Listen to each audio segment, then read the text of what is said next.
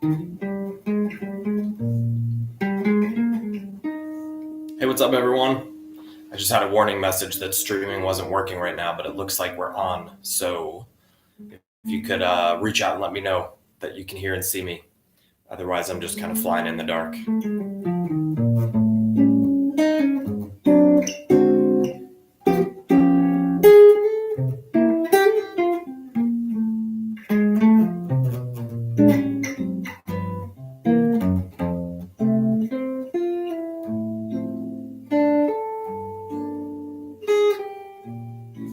Sergio, thanks, man. Brent, appreciate it. Good to see you guys.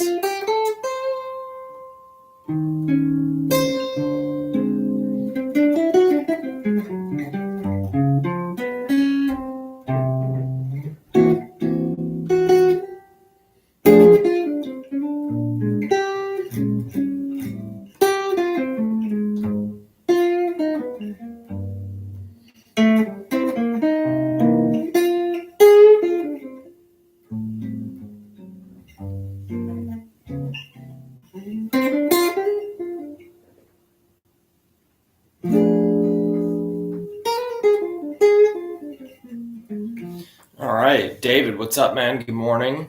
Sean, thanks, appreciate it. Good to see you. Brute, what's up, man? Paul, good to see you, man. New hat? I've been wearing this one for a while. It's kind of become my staple for these live videos lately. Good to see everyone. It's open office hours. I don't really have anything particular to lecture about, but I'm here to answer questions if anyone has them. If anyone's confused on any of the January materials, the videos, or the PDF. If you just have general questions about melodic triads, jazz improv, harmony, theory, ear training, tunes, whatever, let me know.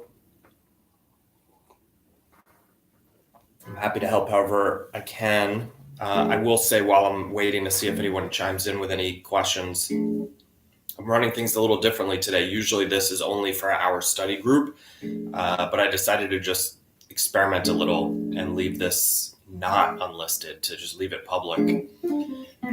So if anyone's on here who's not in the study group and not familiar with melodic triads, a lot of this material might go totally over your head. If I have time, I'll certainly try and squeeze in any answers I can to you all. But I did put a link down below in the description on YouTube. If you just want to learn more about our study group and what we do, you can go check it out. David, as we discussed the other day, ideas for connecting the chords. Yeah, remind me, are you talking about during our Skype lesson for single note improv, or are you talking about with comping and harmony? Give me a couple of specific details and I'll definitely be happy to dig into that. John, good to see you.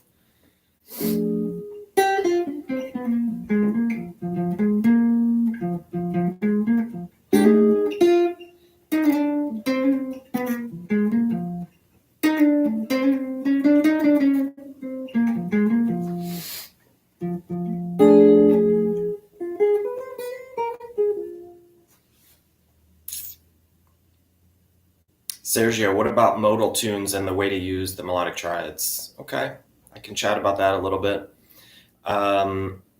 David, single notes like we discussed in the Skype lesson. Okay, yeah, so that's a good starting point. So I'll start there and then we'll kind of bring that into Sergio's question, and then if anybody else has anything they want to discuss. Hey, what's up, Michael? Didn't even see your comment. So let's put this in the key of C major, just because can't really go wrong with that. Dip this down just a couple inches. Perfect. So I'm going to do this all root structure, not upper structure. Okay, the monthly materials that we always look at together are basically always upper structure because it's fun and it's exciting and it's where things can start to seemingly get very complicated, but we can still approach them with basic triads and get some wonderful sounds. But I want to just do this with basic pure root structure triads, and then we'll grow from there, you know, if it feels right. So in case anyone's a little unfamiliar with these terms, when we're talking about jazz harmony, we generally talk about, 1, 3, 5, 7, 9, 11, 13. Root structure is when the triad we play is built on the root of the chord. So the 1, 3, 5 at the bottom of a big clunky piece of jazz harmony, the 1, 3, 5 is the root structure triad. For me, an upper structure triad, there's a few different definitions I've heard, but to me, upper structure triad is any triad that incorporates any single note above the root third or fifth. So if there's a seventh in it, I consider that upper structure. If it's, sometimes you might see, what's a good example of a triad that has like the 13, 11, if we put a C major triad over G minor, let's say, that C is the 11, the E is the 13, the G is the root. So there is a root note in there, even though it's upper structure. I just want to point that out because upper structure doesn't mean that every note has to be in the upper structure. If one note is down here as the root note and you have two notes up here in the upper structure, it's an upper structure triad. Okay. Root structure means that we're building from the root 1, 3, 5. So for D minor, G7, C major, 2, 5, 1 in the key of C major, the melodic progression, the triads I'm going to think about are D minor, G major, because G7 is G, B, D, G major with an F on top. So I'm just going to focus on the lower three notes. D minor, G major, C major. That's it.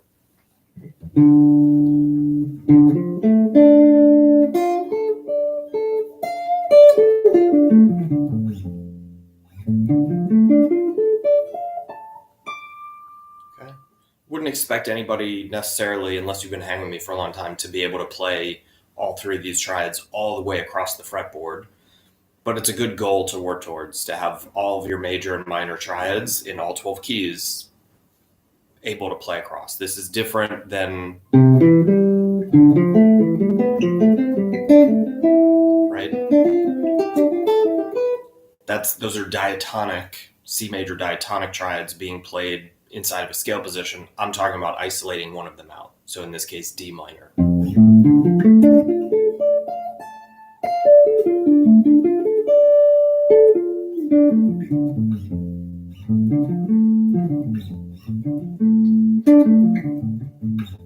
Okay, we don't need to have it perfect across the fretboard to get started, but it's a good starting point. Hey, what's up, Steven? Good to see you, man. We're just getting started talking about playing over changes with our melodic triad system, obviously. So step one, you just have to know the triads. They're like simpler versions of scales. Instead of 7 notes to memorize, we just have 3 notes.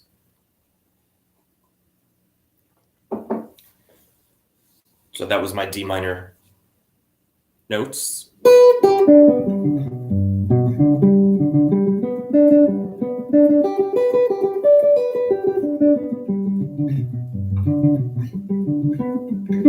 Here's G major.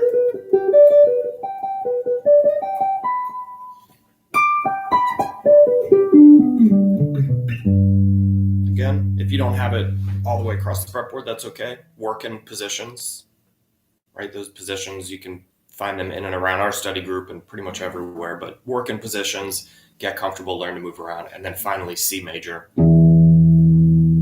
The lowest note is our open 6th string.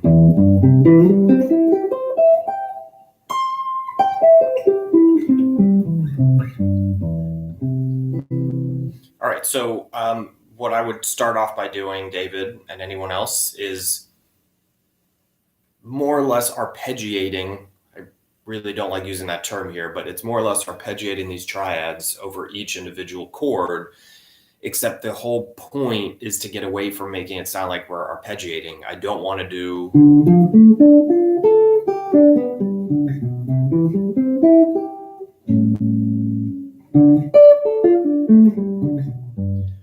That's pretty tiresome. Like, it's not going to come across as musical. So a better starting point is to keep things very simple and maybe play 1 to 3 notes per chord. I'm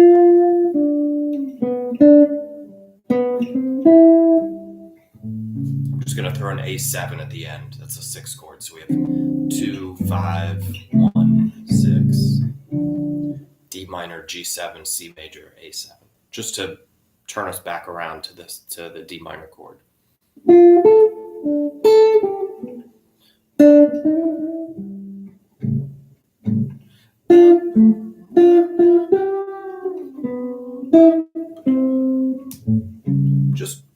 I'm after lines. I'm after short little statements. There's nothing overly epic about them. There's no drama that's happening inside them melodically, but they're respectful of the changes. It's not outlining the changes. Right, to me, that's like taking a pencil and just drawing, like, putting a piece of paper over a cartoon and drawing, literally sketching over it line by line. This is more implying the changes. It's being super respectful to them, but I'm not outlining them. I only played 2 notes for D minor. Right? F and A. 6th fret, 7th fret. But that movement from the A note to the B note tells the ear that something just moved.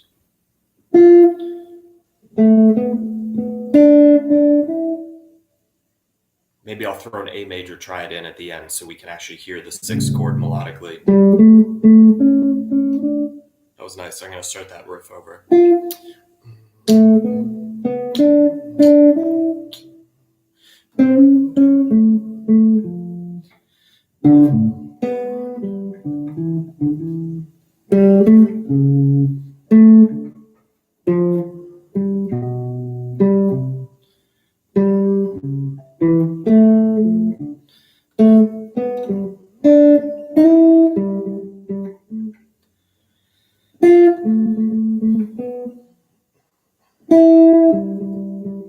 Really only playing like 2 notes per chord here, but it's implying the changes. Hopefully, if you've been playing jazz for a little while, you can hear a 2, 5, 1, 6. If you haven't been playing jazz that long or can't hear it, that's okay also, but that should be the goal. That's a good starting point.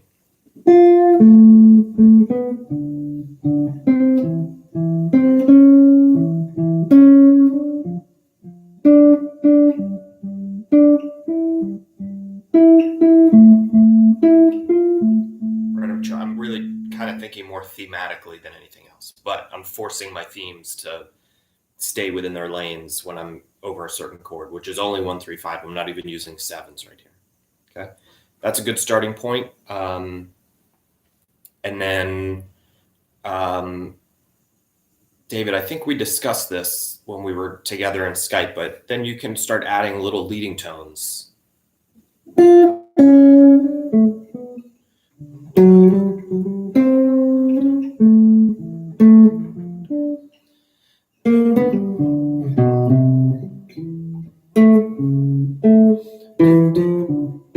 Right, a leading tone, for anyone unfamiliar, is just the half step below a target note.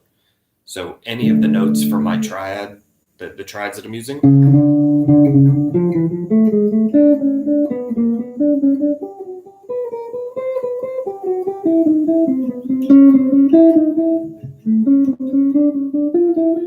I'm not really going to play it that way, but I just want you to hear all 3 of the notes from all 4 of the triads I'm using. I can have a leading tone too.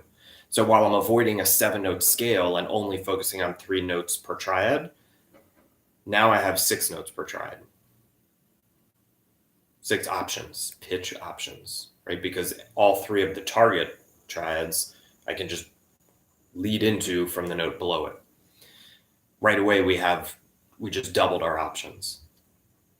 And then we can add chromaticism to that. We can connect within a triad. So if I'm playing D minor, dirty volume pots, let's start with just D minor.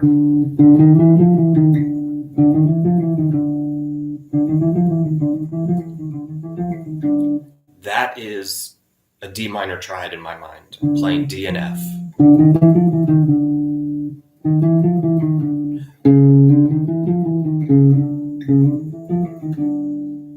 Okay, very different sound from what I was playing 5 minutes ago. still D minor.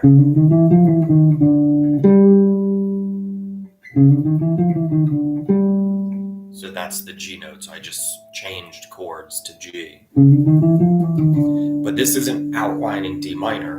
I'm only playing D and F in terms of the triad, but I'm adding a leading tone. I'm adding a chromatic line. Okay, and that works.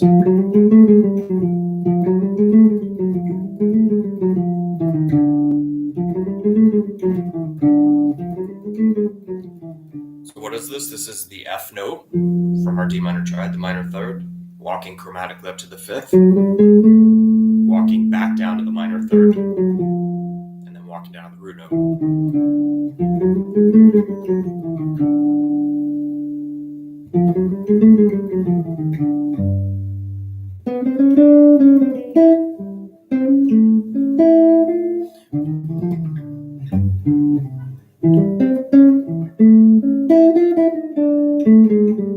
Okay, so we can play around with that. So I strongly recommend picking one triad. I know it feels like we're like doing things too simply, but pick one triad, pick one position, like this root 5 position, and just mess around and see if you can connect all the notes within the triad chromatically.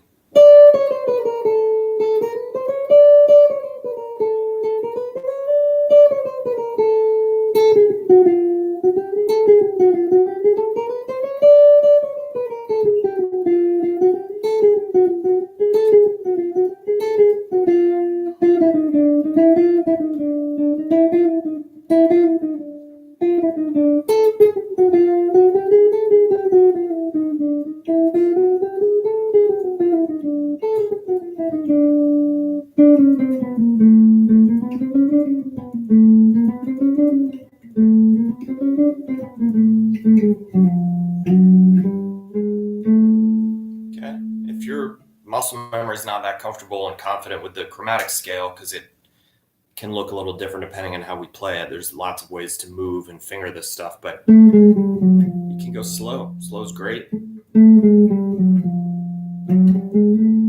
But be really confident and strong when you're playing this, that you're not simply running chromatic scales. Like, you want to know where those triad notes are, like emphasize them.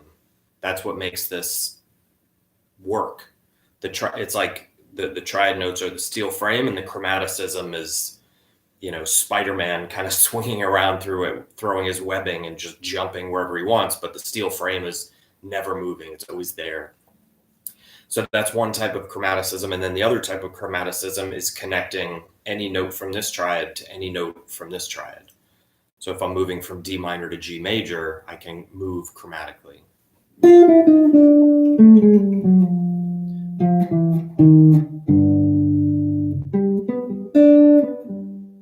And then I can walk chromatically from G major to C major.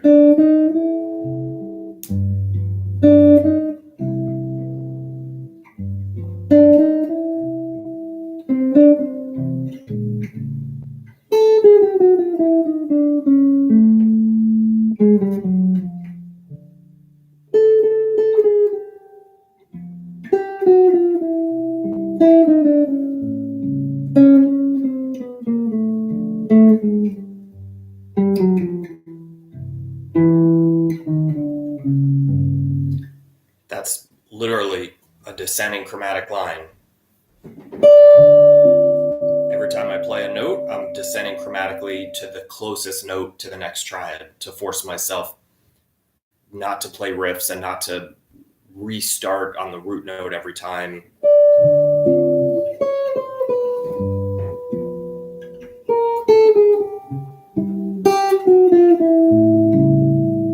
And then I'm bringing in my left hand, my shell voicings or root notes, right? So I'm talking about playing around right hand with our imaginary piano player, and then filling in the harmony with the left hand.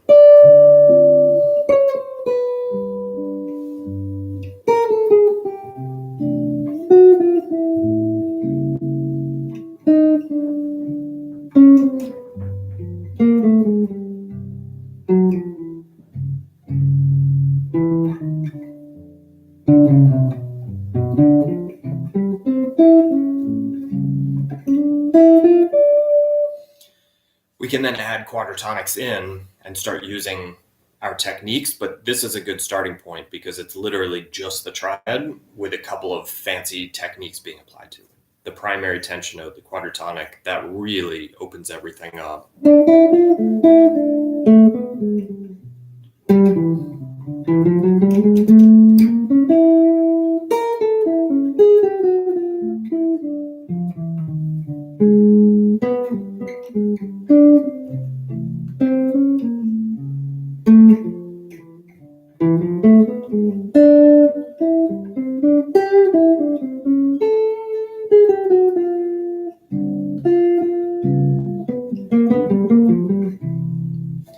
The quadratronic, as soon as that note is in there, it's no longer evident that we're only using triads. Really, I think that goes out the window as soon as we add the chromaticism in. If it's done artistically, you can play legit music with that. Once that primary tension note is in there, just the first one, then you may as well just be playing bebop and modern jazz. Like I don't really hear a difference anymore. In fact, I think it's a more direct and sort of intentional way to play it. Like it just gets right into the meat of those pretty sweet spot notes. And then we can still continue growing with the secondary tension note or using other tonalities, which I actually did there for a second. I can sub in a different chord. Instead of G7, I can do this month's tonality. I can do our D flat, 13 sharp, 11, 9.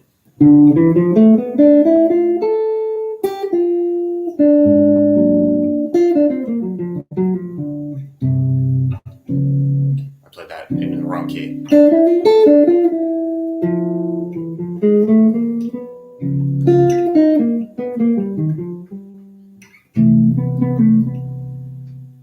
So that was D flat, 13 sharp, 11,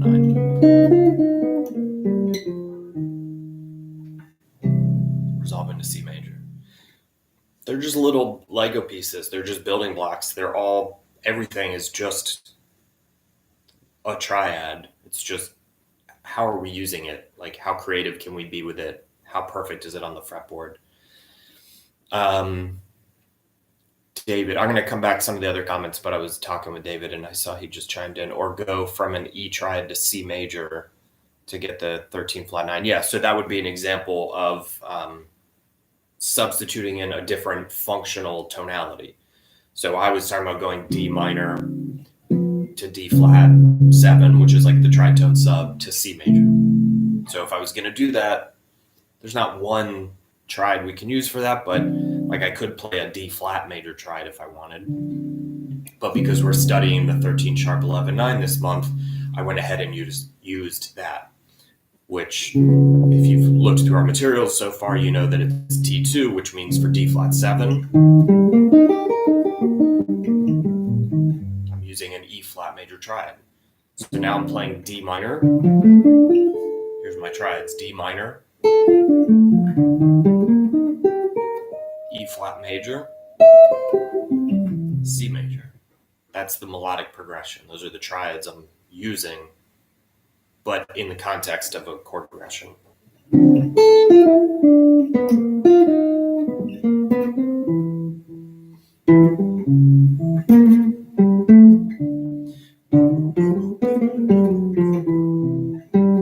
Did you catch the chromatic passing line?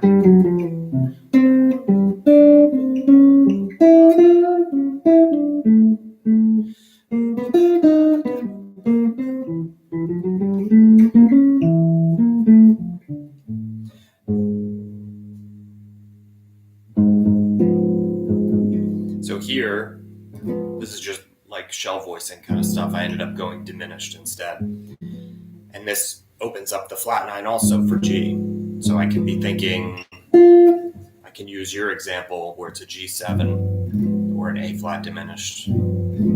They yield the same function. And I can use that E major triad like you were talking about.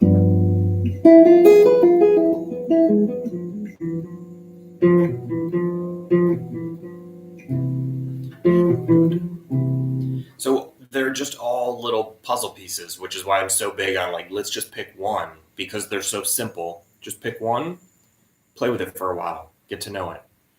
get to master it, get it stuck in your ear so you know what that particular shape sounds like, get the shapes on the fretboard visually, and just be able to make lines come out with it.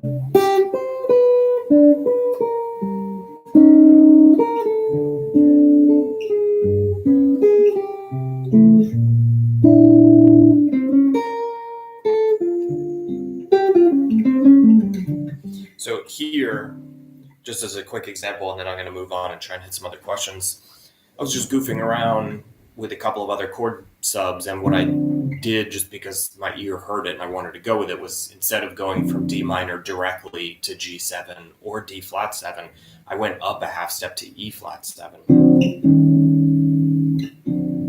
Right? That's just the dominant to D minor. You could think of it as a tritone sub from A7. So my line, even though if I were playing with a bass player or piano player, they would just be playing D minor the whole time, I would be leaving D minor, going to its dominant, and then coming back, and then moving on back with the chord progression. So I'm creating movement where it doesn't really exist, which is, I didn't do this on purpose, but Sergio, this is going to bring me back to your question.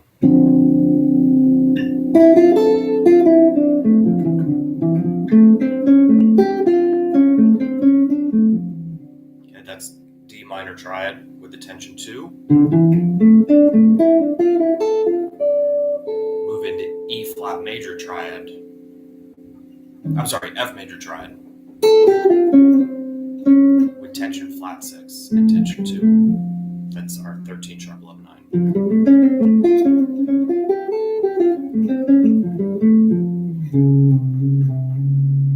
And then back to D minor.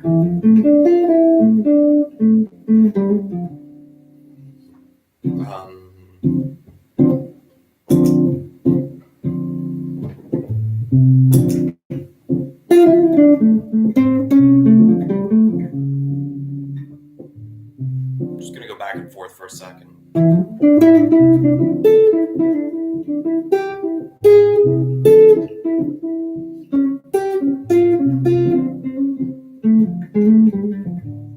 Did you hear the dominant that I plugged in the middle there? And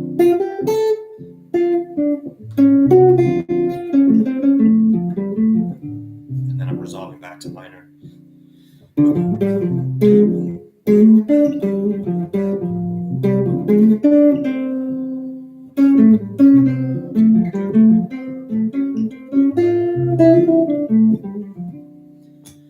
So I can actually use that in the middle of a line, David, to wrap up over 2-5-1. So here's D minor, back to D. So I played D, I left it, I came back.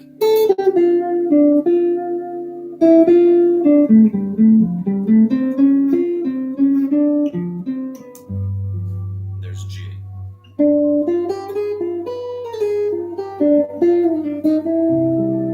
Right? C major. Just some sirens driving by. Sorry, I hope it doesn't come across in the audio. I can kind of do that on any of the chords if I really want to. C major, so D minor.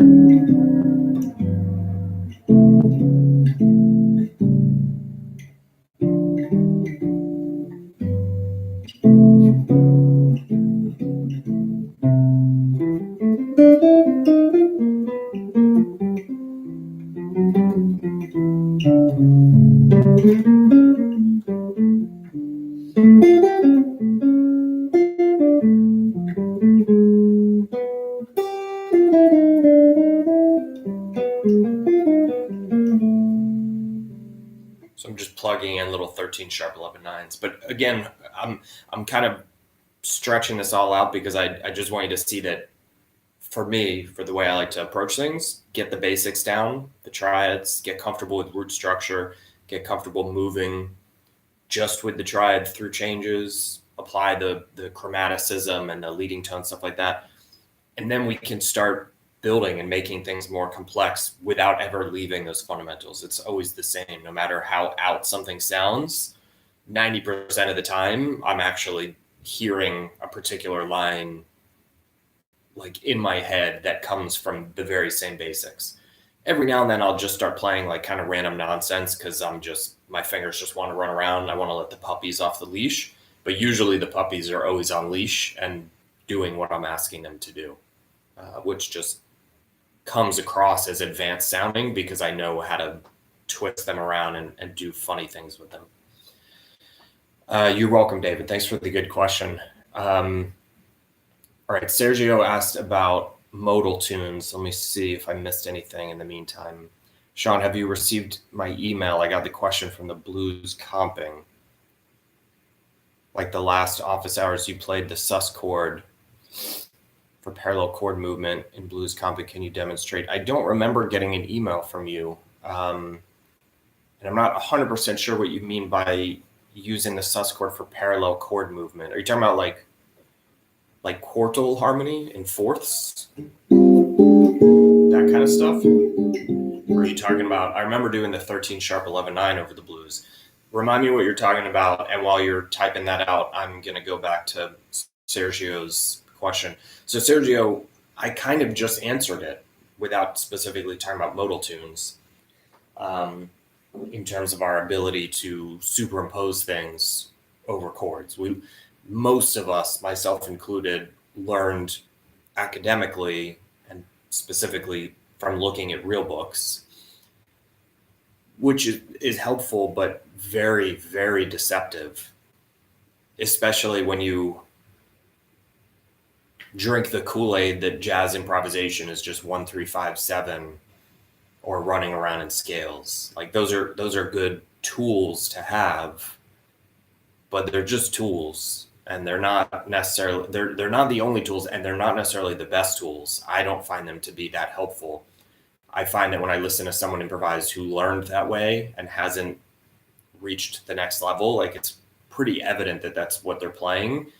And like it's cool to see someone trying and going for something, but it can become a little tiresome because everybody's playing the same. It's like training painters to always paint the exact same color set, the exact same shapes. Like if everything's the same, like where does the artistry come in?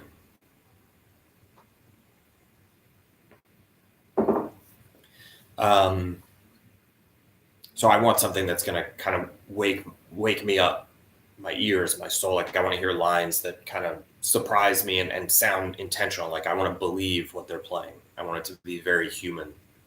I would rather hear someone play in a very human way where there's maybe some mistakes than completely 100% perfect 1, 3, 5, 7 over everything. Following the same changes throughout every chorus. You know what I mean? Like 1, 3, 5, 7 is cool, but if we're stuck on that real book set of changes and we're just outlining it, it gets kind of tiresome. So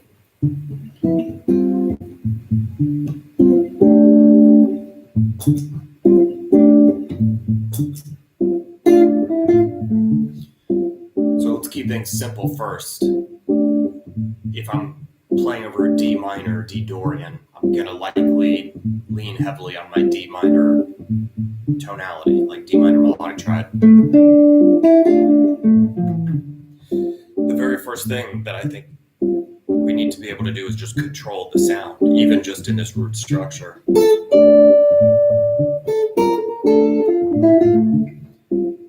If we're just running around inside scales and don't know where those strong notes are, those melodic resolution points, that should be priority number one.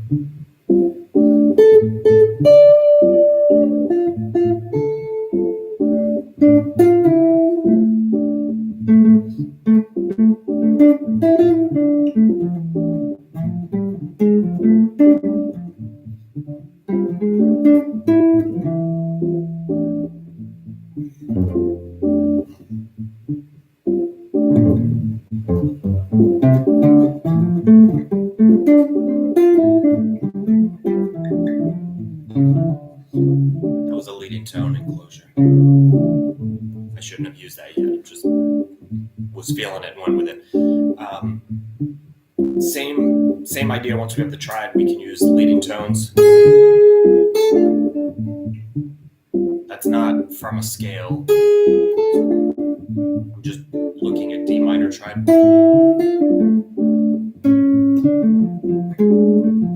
You know, you could argue that this note is the blue note,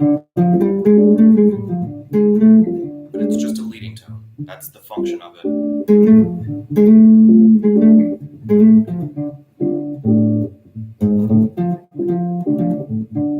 Okay, so mess around just with D minor triad, leading tones, chromaticism.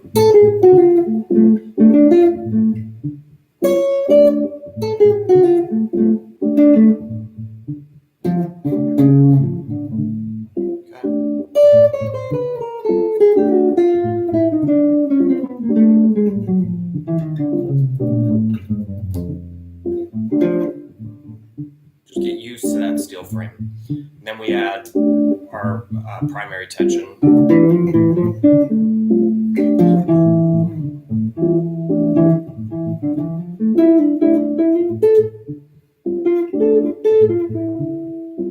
Now our primary tension is tension 2, and we can add a leading tone to that note also, which means we can play the flat 2, which is not a note that you would expect to hear over Dorian.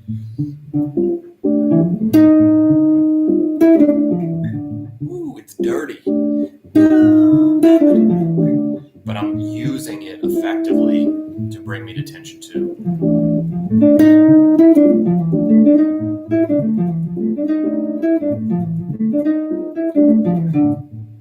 Okay.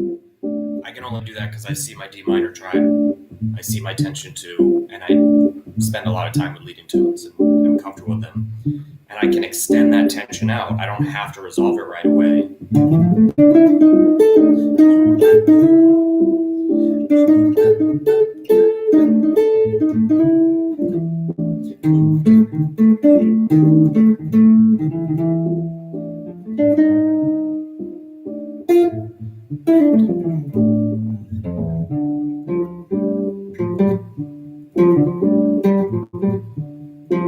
Now I'm going to add a different tonality. I'm going to change keys without the actual key changing. I'm going to just go up a half step. Just like I was talking about with David. D minor up to E flat, 13 sharp, 11, 9. So the harmony, the left hand of our imaginary piano player, left hand's going to E flat, 13 sharp, 11, 9, which means my right hand is playing F major triad. Very in against D minor.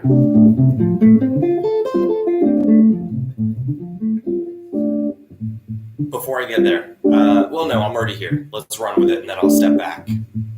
F major, tension, flat 6.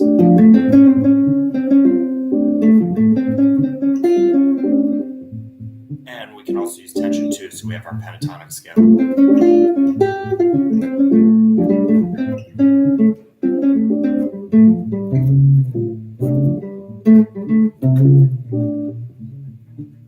Chromatic passing line.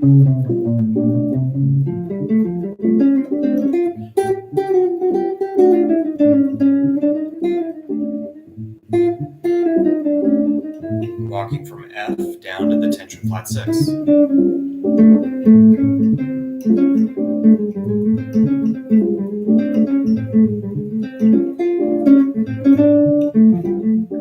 then back to D minor.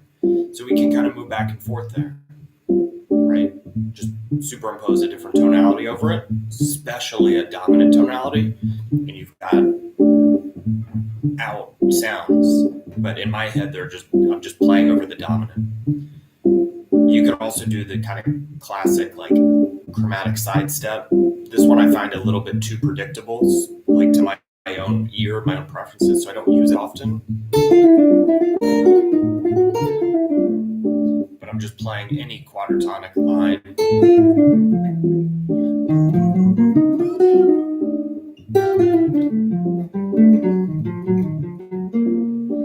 It works. I just find it a little too parallel to my ear, which is why I prefer to just go to a dominant, but you can do it.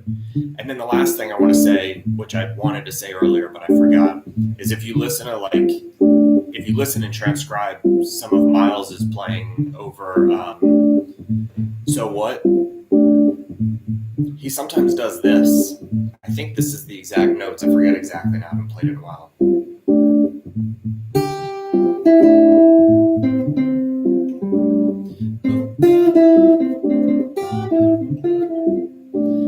Something along those lines.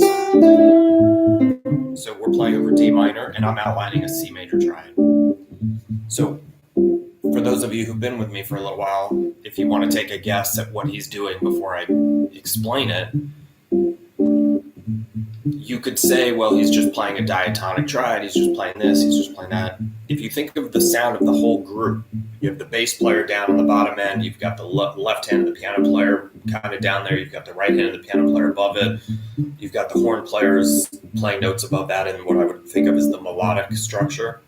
When you plug a C major triad in up here over the sound of D minor 7, I know there's some people on here who know what I'm about to say, so feel free to type it in before I say it. That creates the sound of one of our fully extended tonalities.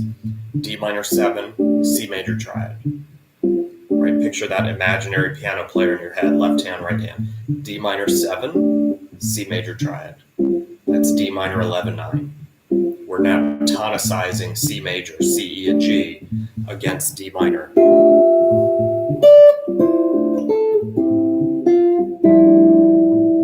So I'm actually, the C note is going to end up sounding like the melodic do.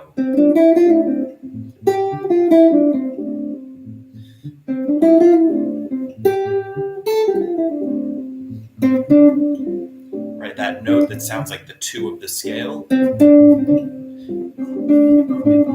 That's D over a D minor vamp.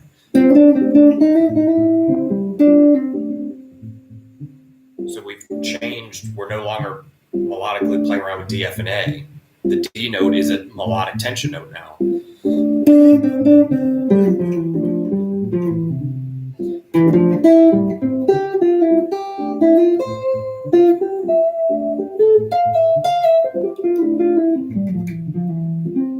Right here, that note that wants to move, that dee-da, dee-da, dee-da, dee-da, that's E flat wanting to pull down that's F wanting to pull down to E. If you know your D minor, your basic theory, F should be a super strong note. It's the minor third, right? There's no reason why the F note, the third of a chord, should want to resolve down to the 9 if you follow 1-3-5 structure. 1-3-5-7, I'm sorry. So now I have the D and the F, the root and the third of this D minor chord. I've just forced them to become melodic tension notes. And this is not just a theory thing. Go listen to Miles.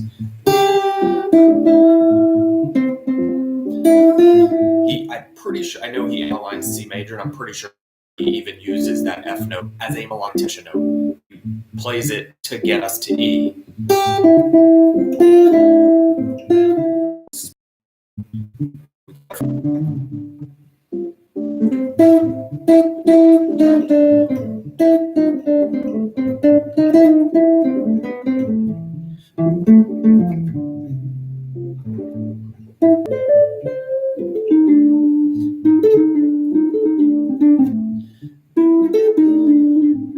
Right, you hear the sound of the blues. What sounds like the blue note to our ear is D, D sharp, E. The blue note is actually, if we're thinking chord tones, the blue note is D sharp. It's the flat 9 of our D minor chord. That makes no sense, except that I'm focusing our imaginary piano player. I'm having his right hand play around with A minor now. You could think of this as a mode. The problem is that if you are playing by the book modes, this is D Dorian, right? We're in the key of C major. The root note in the chord is D minor. So that's what the mode should be built on. But what I'm doing is I'm almost thinking, once we get inside that mode, then let's move through another series of modes.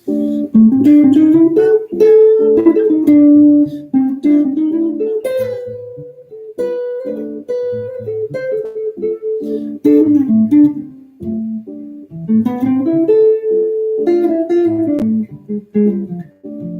I'm back to D minor.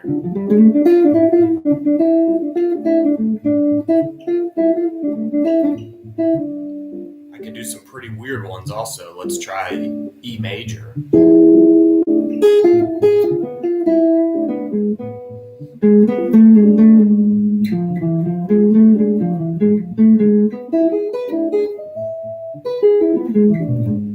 That's my E major triad.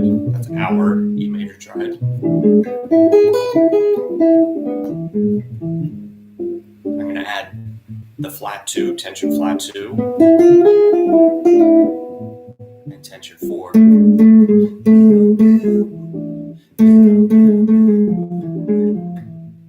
you hear how strongly that E note is the resolution?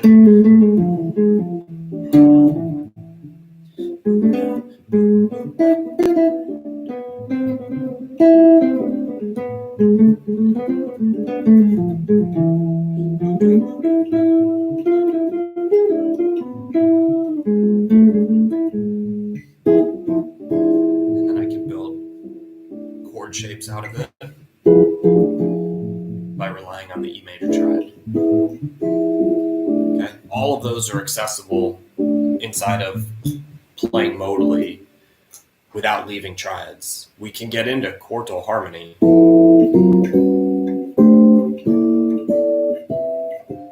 Right, that's a slightly different technique. There's a lot of overlap to it, but so much is possible just with triads without getting into more complicated things. It's just about thinking through how we can apply them.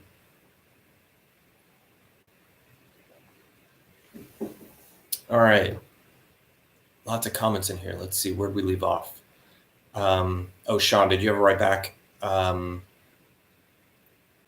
I love the way your blues comping, especially you can set up a target chord and use the parallel way move to it. Oh, I think I see what you're saying. Just like Peter Bernstein did, can you play the concept more? Yeah, so that absolutely, like, I picked that up when I was hanging and playing with him. Like, he just does it so well and makes it come to life so beautifully.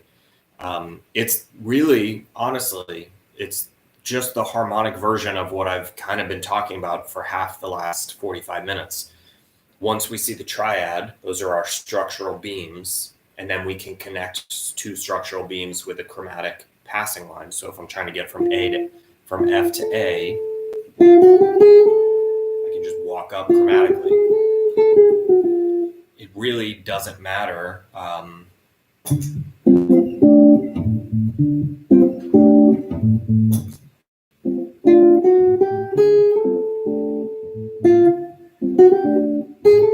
Doesn't matter what the rhythm is.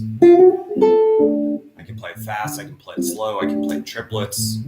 It's just about getting from A to B, right? It's like if you're leaving your house and going to work. If there's a traffic jam, you're going to go to another street. Like, it doesn't matter how you get there, you just have to get to work. I have to get to the A note. I can even add other notes in along the way. I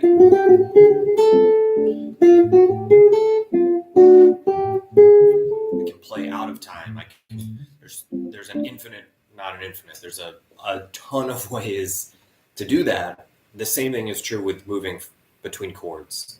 So if I'm trying to get from any one chord to another chord, like you're asking, that parallel chromatic movement, we can do that also. That's just the harmonic version. We have to get from A to B, so we're just going to walk chromatically. So if we're trying to get from A to B, since I just said A to B, I'll just go with A minor and B minor. This is a very simple version, right? It's just A minor 7, 5th fret, 6th fret, 7th fret. Again, this is where we get a little bit brainwashed when it comes to the real book. Just because it says A minor and B minor doesn't mean that we have to play A minor, B minor. It means that we need to create the impression of movement that is similar to that. It's a good starting point to learn how to play the actual chords that are written there, because it gives us a chance to start moving our hands around the instrument.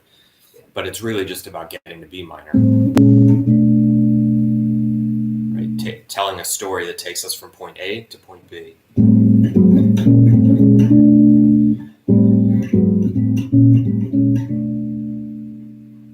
What if I overshoot B minor and then come back down?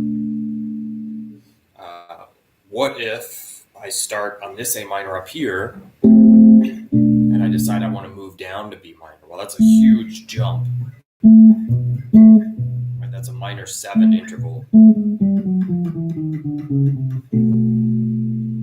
I might want to play that if it's like the end of a tune and I'm trying to do like a big rubato.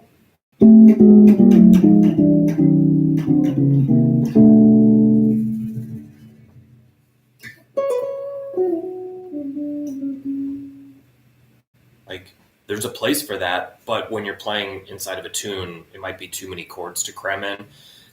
Hopefully you noticed that the rhythm I played was completely, I don't remember exactly what it was now. It was totally random, and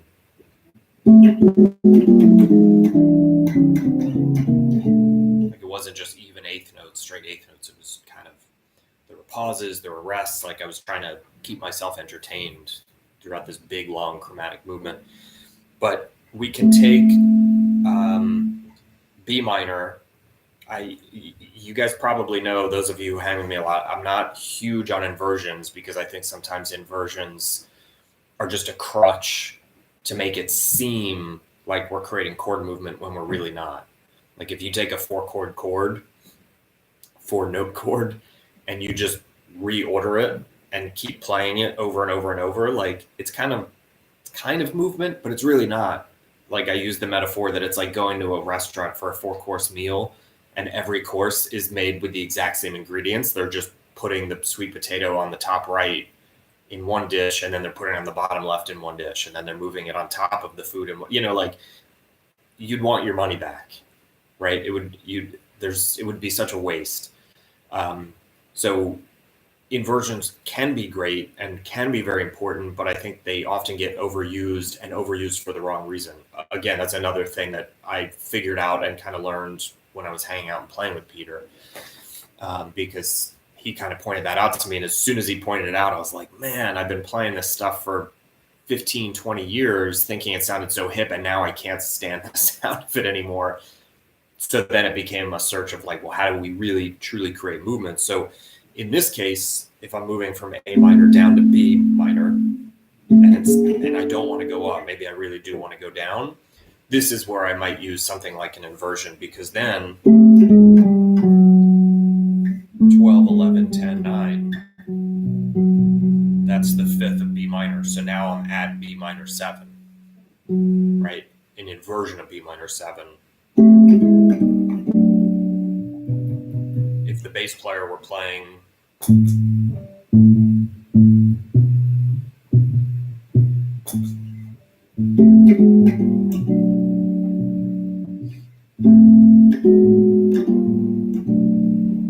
now, we can choose, do we want to keep this shape, the A minor shape, until we change, or do we want to use the B minor shape? There's a lot of ways you can do this stuff. You can also just move chromatically the bottom note.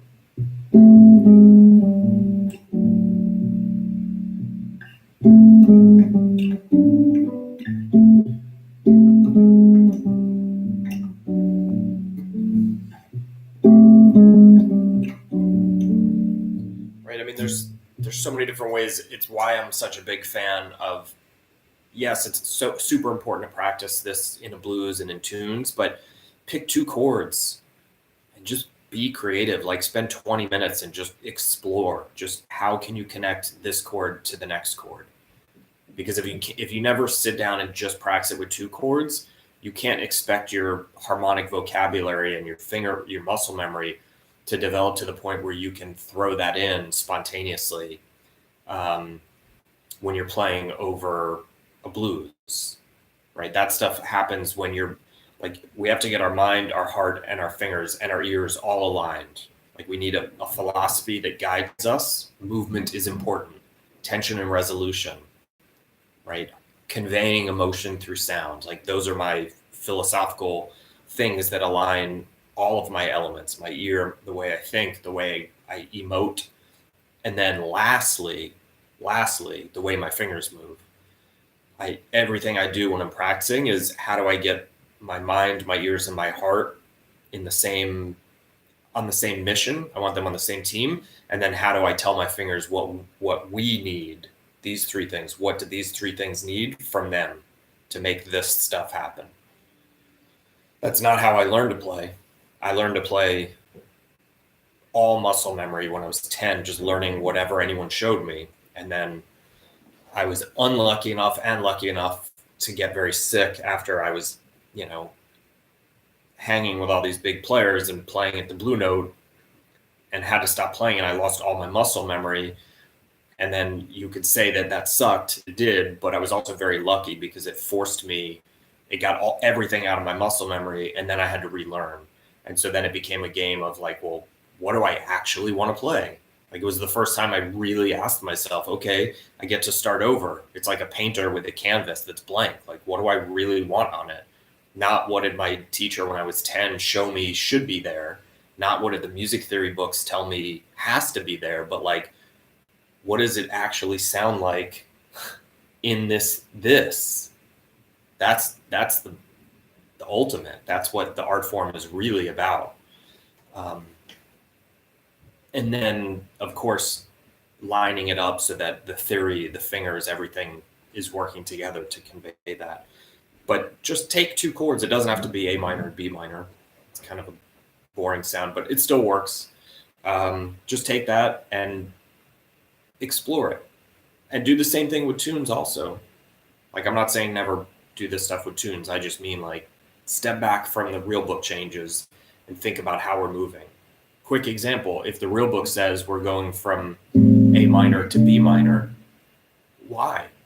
Like, where's the A minor chord coming from? That's a good question to ask. Do we need the A minor to be there, or is there another way to get from what happened before A minor to the B minor? Is there something more interesting we can do? The flip side of that is, why are we playing the B minor? Where is it headed? What is its purpose? Maybe its purpose is simply to get to be a 2 chord to go to E7. Okay, great. What's the reasoning behind the E7? What does it do? It brings us back to A minor. So we have A minor, right?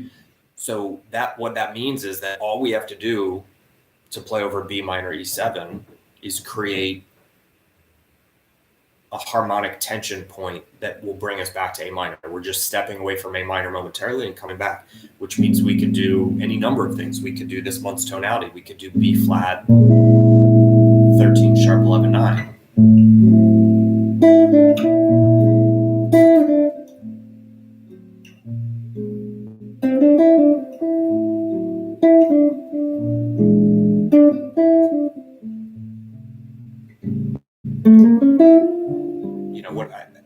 I'm not thinking about any particular tune. I'm just thinking about common chord changes. We could do G sharp diminished. It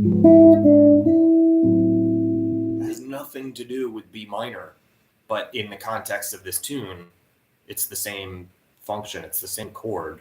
It's just a totally different chord. Right? Again, this is for me going to depend on what's happening after the next A minor.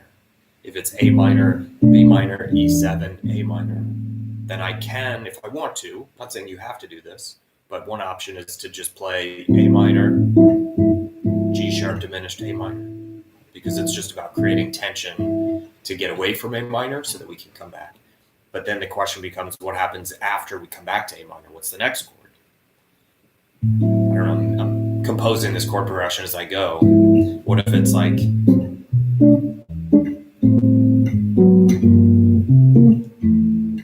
maybe the chord progression is A minor down to G minor, C, F major, right? So then it becomes a question of, okay, well, if it's A minor, G minor, which becomes the 2, 5, 1 to F major, we can walk chromatically to G minor, right?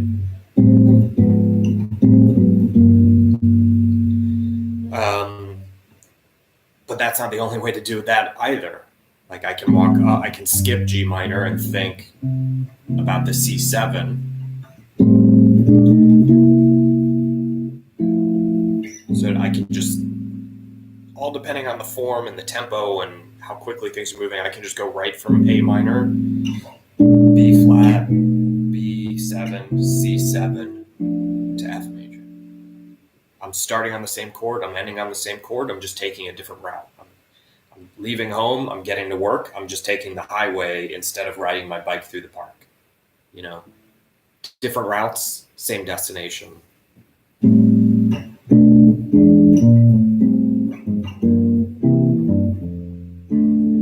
Okay, A minor, B minor, E7, A minor, G minor, 2-5-1, G minor, C7, F major. I could do that, or I could do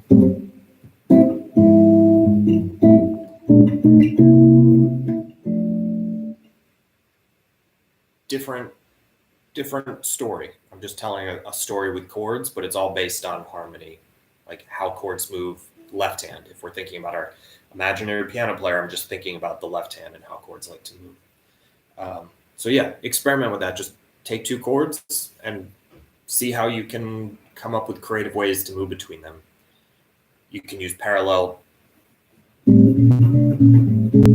That's great stuff. You can think about the function of the chord, why it's going there, like what its purpose is. You can use a dominant instead of going A minor, A sharp, B minor. You can think about, you can add in the dominant that would go to that chord. So in this case, A minor, F sharp 7, B minor. Or you can do the tritone sub of that, which is going to sound better because it's better voice leading. A minor, C7, B minor. So many ways to make this stuff happen. I mean, it's like you just have to sit and look and then apply it to tunes. All right, we're nearing the end, and I saw a few more things in here that I'll try and get to very quickly. Before we totally run out of time, if you're in the study group, you guys probably already know about the 50% off Skype lesson thing. If you're interested, I am raising the rate in February, just like I raised the study group rate in January. But before the rate goes up, if you want to get 50% off the regular price, there's a link below. If you're watching this on YouTube and you're not in the study group, you're welcome to come hang in the study group with us. Or if you just want to link up and talk on Skype one-on-one, I threw a link down there where you can go and read more about the Skype lessons. All right, where did I leave off? Michael, is that 2-5-1 example were you turning the G7 into this month's tonality using an A triad? Sorry, I missed that. No, I generally don't use the 13 sharp 11-9 as a 5 chord. I don't think it functions very well in my ear. You might disagree, so experiment, listen, and you might love it. That's great. I think I did a tritone sub of that, so it was D flat 7, D minor, D flat 7, so it was a D flat 13 sharp 11-9, which means I was using the E flat major triad.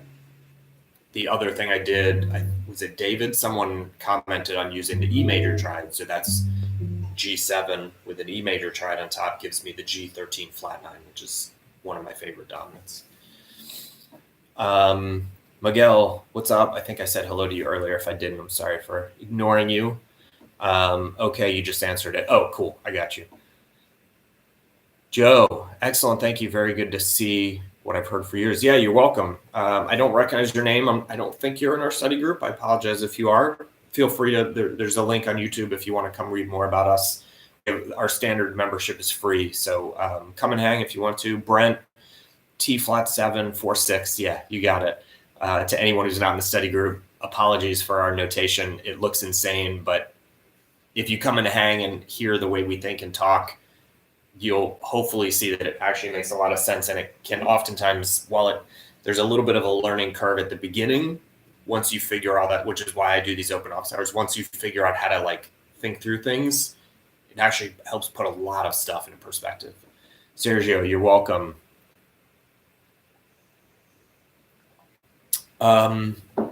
I don't know how to pronounce this name. Oh, I see Michael in the middle. It's acid zydeco. Michael, is it premeditated when bass players actually play the inversion low note? It's going to depend on the bass player. You know, are they good? Do they know what they're doing? Generally speaking, bass players, for the most part, if they're either trained well academically or just have listened to a lot of great music and have great ears, generally bass players understand inversions significantly better than guitar players do. The reason being that they are the king of the inversion. So very brief theory lesson, like old school classical theory. Guitar players, we learn inversions like when we're talking about a triad, just keeping things simple. Here's C major, that's root position, 1, 3, 5. Here's first inversion, 3, 5 root. Second inversion, 5 root, 3 root, first inversion, second inversion, root, so forth and so on. But that's a very incomplete way to think about inversions, in my opinion, coming from the melodic triad approach, because it leaves out the fact that harmony and melody, there's a very big range in music on our instrument. You know, down here all the way up to here. Piano players get 2 hands, which is why I'm always kind of visualizing, imagining a piano player in my head. When a piano player learns triads, I'm trying to see if I have my book here. I have a great theory book that Tchaikovsky wrote, who's one of my favorite composers, and he talks about this. He wrote it for conservatory students, so it's written for people who are not beginners, but not, you know, Tchaikovsky. And the way he breaks it down is like, okay, we have our basic inversions, like I just played, but that's just the right hand of the piano player. Then there's the left hand. Underneath each one of these inversions, we can put C, E, or G. We can build 4-note chords. So quick example, let me make this easier if you want to play along. All 5th frets, 2nd string, 3rd string, 4th string. We would look at this and we would say that's a second inversion triad, right? It has the 5th in the low note, okay, in the bass, G, C, E. I would look at this and say, well, there's not enough information yet to know what inversion that is. Yes, of course, standalone, it's second inversion. But what happens when we add the quote-unquote left hand in of the piano player and we put a C note under it? If we're thinking only guitaristically, we might say it's a bar chord. We might say it's root position. We might even just say it's a C chord. But I want to understand harmony and melody at the same time. So I'm going to think left hand root note, and I'm going to think this way primarily because Tchaikovsky talked about it this way and wrote about it this way. There's the left hand on the piano. There's the right hand. So the right hand is a second inversion, but the whole picture, when the root note is here, is root position. What if I put the G note underneath it? Now it's a C. Some people might even call this C/G. Right? It's a C triad over a G root note. You could call it C/G. You could call it a second inversion C. What if we put the E note? First inversion G. It's like a second inversion G triad. Have I been saying G? I hope I haven't. These are all C triads. I think I started saying G because I was playing the G note. Second inversion C major triad over an E note. So it's like a first inversion triad, but the shape I'm playing is the second inversion. Right? Things start to get a little wonky there, and we can do that with any.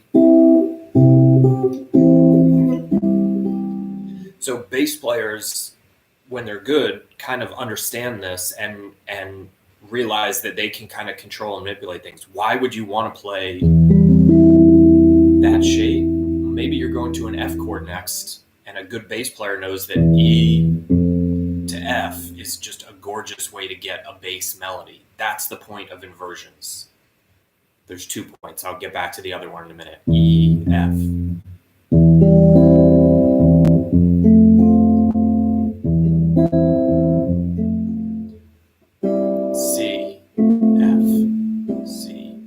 voice leading my triads. So important to voice lead these things. But my bass melody, right? My bass melody is just a half step, which is not that C to F is bad voice leading, but it's a little more melodic to get that. So the reason for inversions in the way we normally think of them, which is about the root note, or the bass note, I should say, is it gives us bass melody, which I'll play a quick example of in a second. The reason for the right hand inversions is not the bass melody, it's the top voice.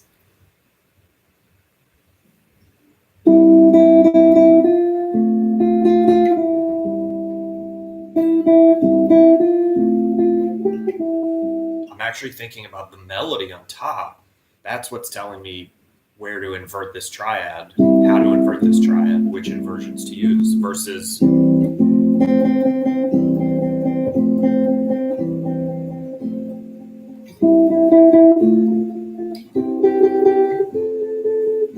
all of these. I'm thinking about the inversion based on what I want the top note to be, which is the melody. And then I could use any of the left hand or bass player inversions. I'm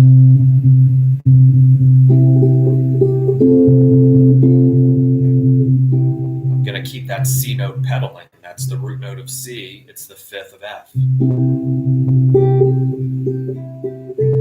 So this is really what I'm thinking about, is the bottom and the top note.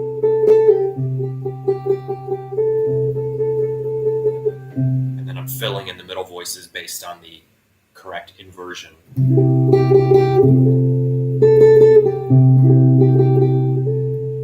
But I don't have to just play the C note. The C note can move. Again, it seems overcomplicating to the issue, but there's really two different inversions happening. The inversion in the left hand, the inversion in the right hand. The inversion in the left hand of our piano player is all about the bass melody, creating a nice voice-led bass melody, a nice line. And the inversion in the right hand, is all about the top voice, creating a nice melody. Okay?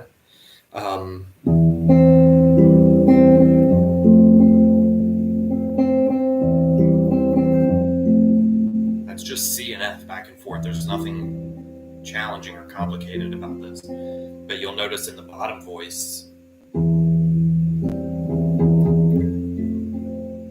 right, we have very good voice leading, half step, and in the top voice, the melody is a pedal tone.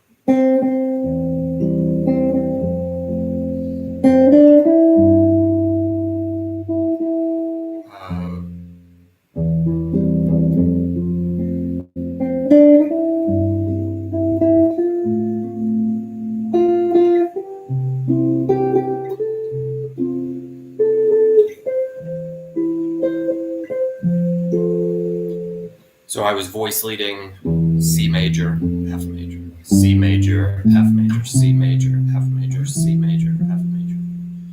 So I was able to get just an ascending line in the bass melody, and then I was kind of doing something similar with the actual melody. Good bass players generally get that, which is why we see tunes in jazz, like one of my favorite ballads, which I can't even think of the name of at the moment, My One and Only Love.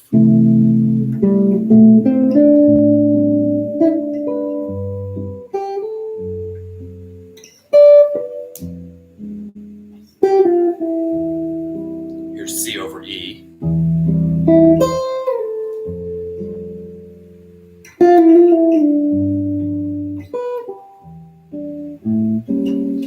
If you look at the chart, it does a pretty halfway decent job of outlining this. There's a bass melody to this tune.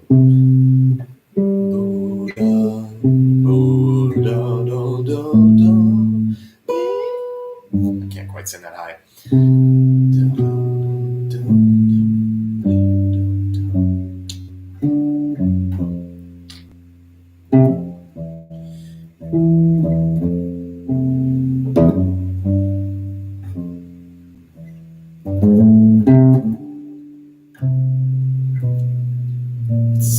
Such a little snake of a line. It just like, you don't hear any of these 2-5-1.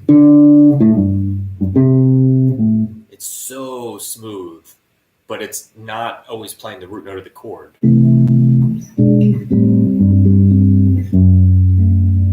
That's a D over F sharp, C over E, F, G, D minor over C, B half diminished, B flat. Here's our tonality this month.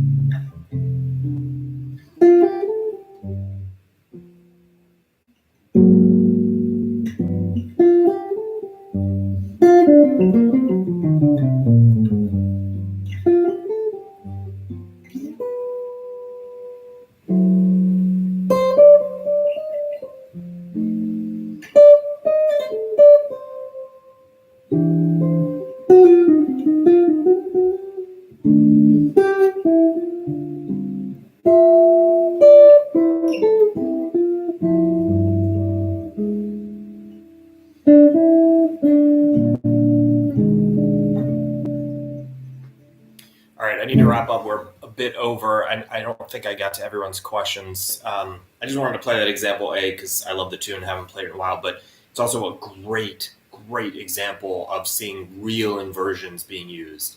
It's not about just filling in like, oh, I have 2 measures to fill up of G major 7. Let me just play all my inversions of G major 7. That's a good exercise to practice, but it's really not taking advantage of the reason for inversions. The reason for inversions is to create nice bass melody or nice actual melody. It depends on which, are we thinking about our piano player's left hand or our piano player's right hand, harmony or melody. Okay. All right, let me just quickly read through everything, make sure I didn't miss anything major. Enrico, hi Jordan, I was one of the first subscribers years ago, but wasn't able to keep up the pace and gave up. Is there a way to restart from the beginning? Let's talk. Email me and let me see where you're at, and we'll figure something out. If you were with us at the beginning, I should still have your email, so I'll try and look it up. If you have my email, definitely shoot me a message, or just go to the website and send me something through the contact form or Facebook. There's lots of ways to get a hold of me. Sean, thanks for answering. I think I need a Skype lesson for this big topic. It is a huge topic. Again, that's why I love just keeping things as simple as possible. Triads, because even just with basic triads, we can really get in and experiment and explore very advanced topics. Because then when we get into something like this tune, I'm not always using the root structure triad. Sometimes I'm using an upper structure triad. But whether I'm playing melodically, comping, playing a chord melody type thing, it doesn't really matter. whether I'm using root structure or upper structure triad. In the beginning, root structure is easier, but that's why every month I spend a whole month with everybody just on one upper structure triad for one type of chord, because, and I need it too. It's not just for you all. Like, I need the time for my ear to adapt to it and to find these shapes. And the more time we spend with it, the more we can master it. And really just with 4 or 5 or 6 tonalities, if we master or even come halfway to mastering 4 or 5 tonalities, like, it can change everything.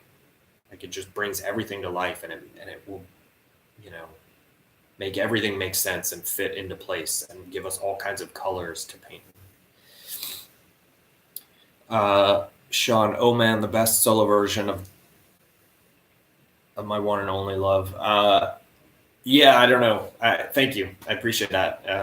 It's a great tune, and there's a lot of great versions of it. I'm glad you enjoyed that one. If anyone has any other questions, I need to call it a day. Shoot me an email, hit me up on Facebook, through the website. If you're in the study group, remember, February, my Skype lesson price is going up, but you can get them for 50% off. I put a link down below this video for you guys. If you're not in the study group and you're watching this on YouTube, thank you.